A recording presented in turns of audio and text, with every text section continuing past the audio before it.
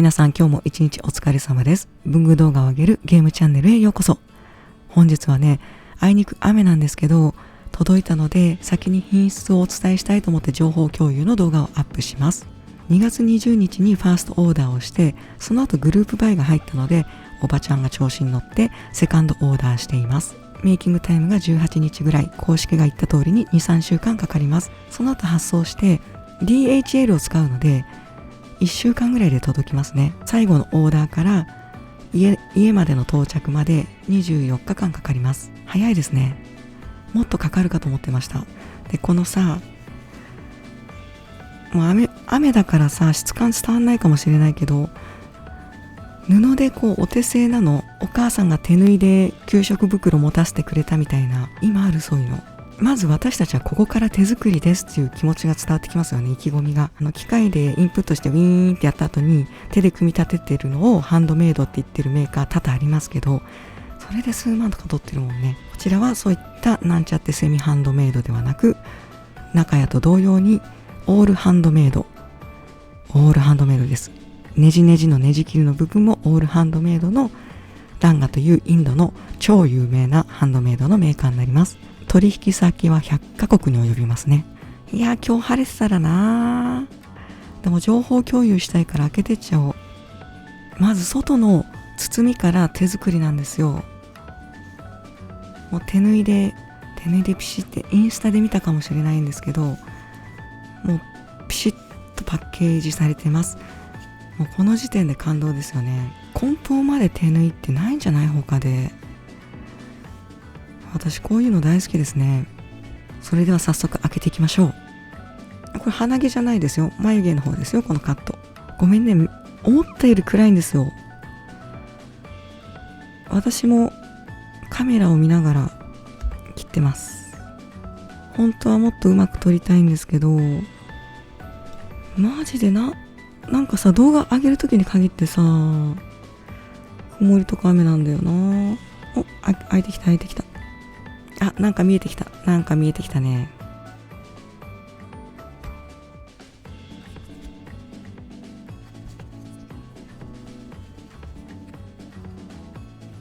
この角あたりで玉止めしてますね。こう引っ張っても取れないように内側に玉を作ってますね。手芸の基本です。すごいな。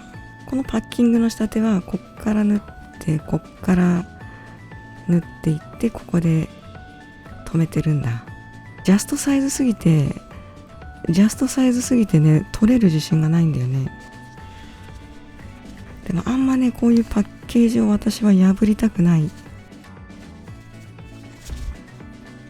海外のレビューだともうみんなめちゃくちゃこう切りまくってんだけど、それ手作りに私それやりたくないんですよね。綺麗に取れるやん綺麗に全然取れるやん。こうスポって抜けるんで、こういう手作りの手書きのものを取っときたい方は綺麗に糸切るとこうやって分解できますよ。これさ、WhatsApp すごいよね。インドの WhatsApp 率。だいたいインドの方に連絡取るとき 100%WhatsApp ですね。Weekdays 7am to 7pm。 結構働くのね。Sunday 7am to 11:30am。 へー、働くね。ジャーマニー来ちゃってますよ。ジャポンも頑張んないと。マジで手元が見えない。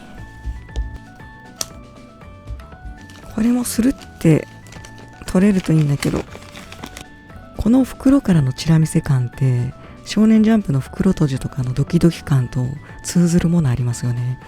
あ、さすがにこれはスポーンといかないな。さすがにスポーンといかないので切ります。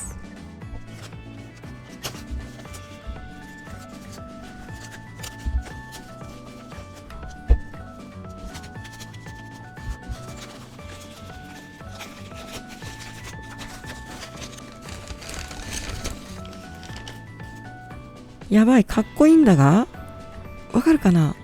なんかロイヤルファミリー感あるパッケージ出てきましたね。質感いいです。インスタでよく見る赤いラバーっぽいものよりも布っぽい渋い質感、私好きです。映えない自分で言うのもなんだけど、これ映えません？ちょっと親父趣味の私としてはこれこのペンケースが好き。さっさと開けろって。もうね、まだ開けないのね。これはね、タイムスシティっていうチラシかな。全然読めねえ。ローマ字読みすることはできるよ。エアポートシーズスパイクインカーゴボリュームオーバー3マンス。なんか五七五っぽくない？五七五っぽくない？エアポートシーズスパイクインカーゴボリュームオーバー3マンスってなんか五七五っぽい。ごめんくだらなくて。いや、チラシじゃないな、ニュースだな。この中で誰好き？ちょっとアップしよっか。この中で誰がタイプかっていうと、写真が不鮮明でわからない。とりあえず多分この人がオーナーだろうからこの人を選んでおこう。ついでなんですけど、インドのルピー1500っていうのは、日本円でいう1500円を 1.5 倍ぐらいした価格が日本円になります。前置き長くてすいません。開けます。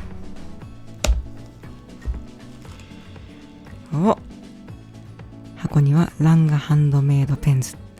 もうハンドメイドを押しに押してますね。だって全部ハンドメイドなんだもん。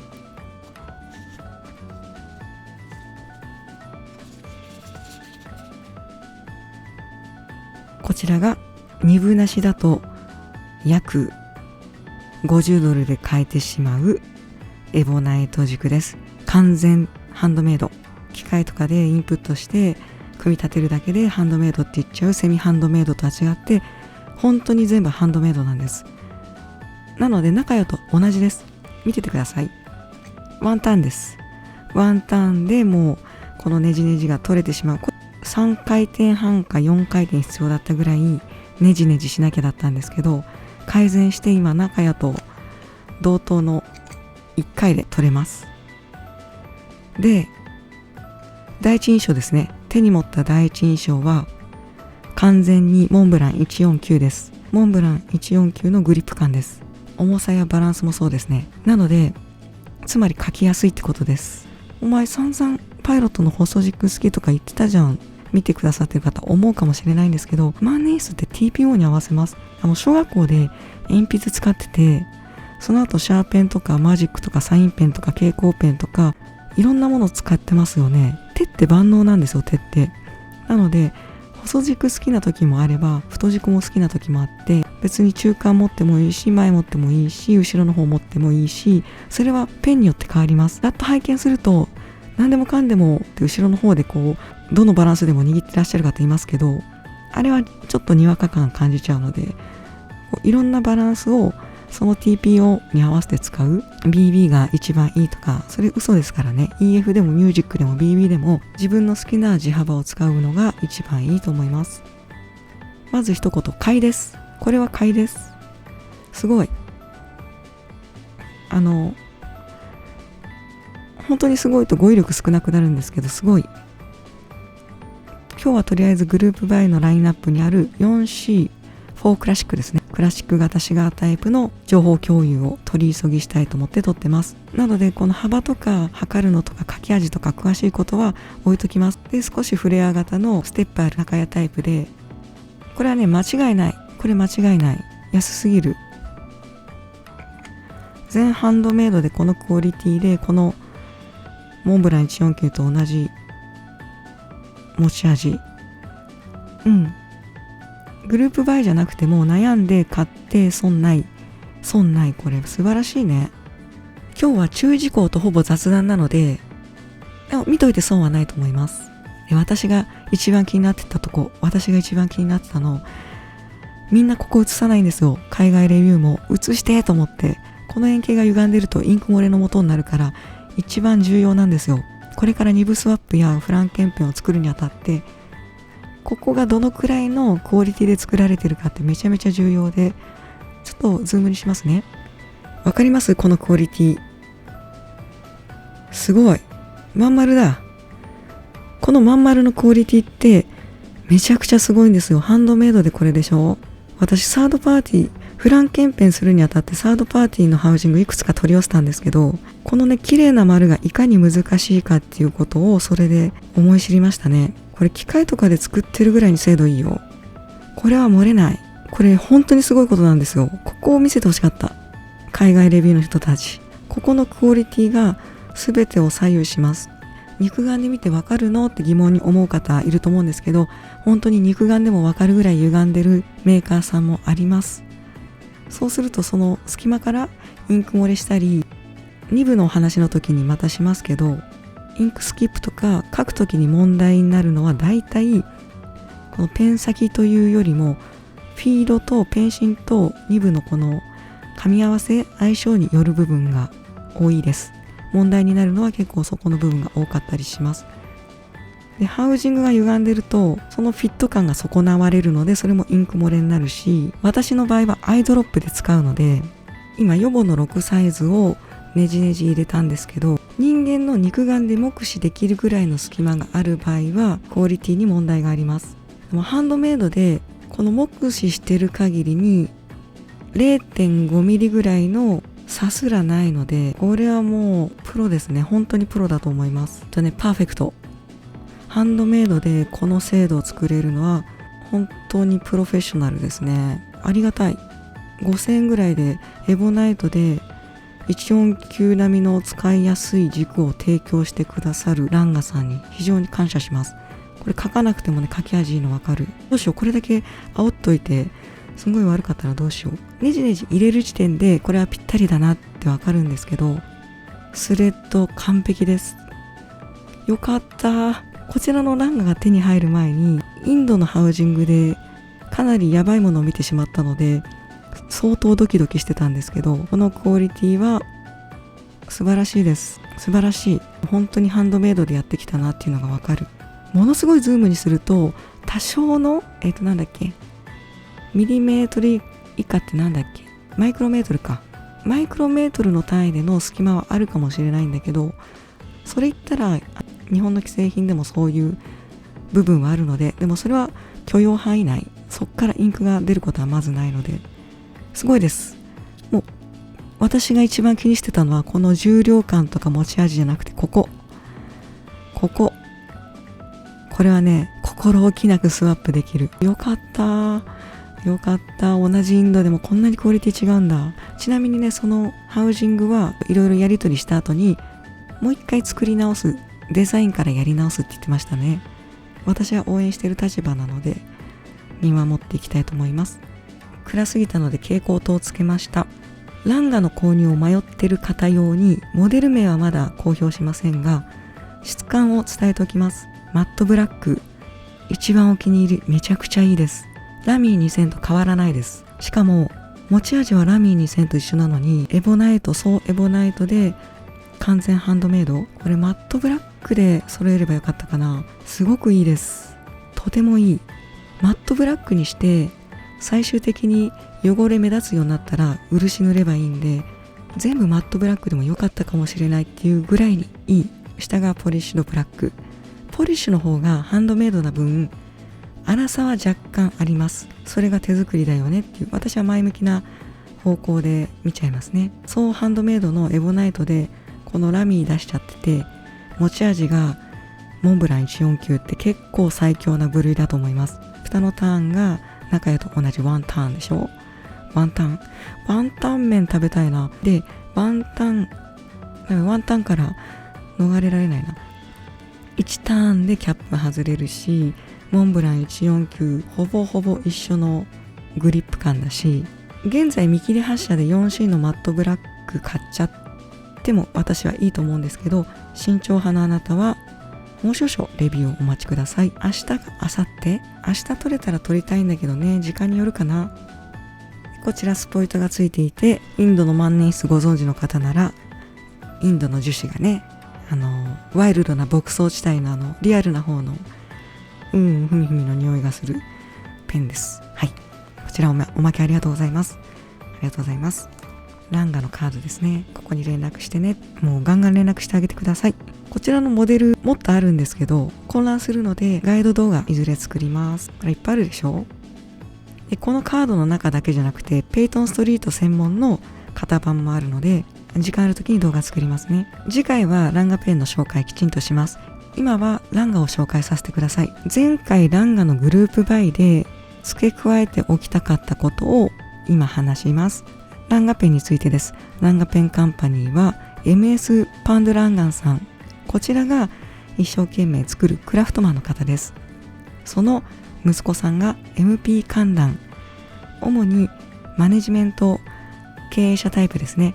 ペンも作成されるらしいんですけど、あと女性家族の方がいろいろ細かいことされてたので、パッキングとか書いてるのは多分その女性の方じゃないかなと思います。場所がティルバンルールって発音しにくいんですけど、チェン内から 45km 離れたところにあるティルバンルールでこの会社は生まれました。でこの45キロってどのくらいだろうと思って、ここ掘り下げなくていいと思うんですけど、私めんどくさい人なんで掘り下げてきますね。東京を中心として約45キロは鎌倉や八王子市や日高市、佐倉、市原、東京を中心として45キロ離れるとだいたいこんな感じだよと。この情報いるんかいと思ったけど、ちょっと気になっちゃってね。こちらが主にインドに工場があった有名な海外のペンメーカーなんですけど、この話は置いといて、分布ですね。インドでのペンの工場がある地域って比較的限られてて、ニューデリーやコルカタ、カルカッタ、ボンベイ、ムンバイだったんですけど、いろいろ名前がねチェンジするからややこしいんですけど、ハイデラバード、あとチェンナイですね、旧マドラス、このチェンナイの45キロ先にあるのがティルバルールで、こちらにランガさんがいらっしゃるよと。西の方行くとサトゥルサターっていう場所でもメーカーさんありますね。ジャームガーっていうのかな、カーンプールメーカーさんありますよ。インド意外にペンメーカーあります。私の好きな言葉でセーラーの創業者が坂田久五郎っていうんですけど、22歳の時に万年筆というものを生まれて初めて見た時の心のときめきは言葉で言い表せないほどだった。これね、万年筆集める人みんな100人いたら100人共感するんじゃない？万年筆というものを生まれて初めて見た時の心のときめきは言葉で言い表せないほどだった。昔の人が名刀の刀を持って、これぞわしの剣じゃみたいな、剣じゃないか見ないからね、基本そういうの見ないから。万年筆は実用的でもあり美しいんですよね。万年筆に関わる言葉で一番好きかもしれません。これがインドのざっくりした文具事情です。これだけありますからね、14ぐらいかな、大まかに。万年筆全盛期の時に海外の有名メーカーがインドに工場を頼んでた、その一覧ですね。それが影響してこれだけ全国に分布してますよっていうことです。ティルバールールの説明で、ここからもっと大事なのがペンメイキング at the age of 13から15。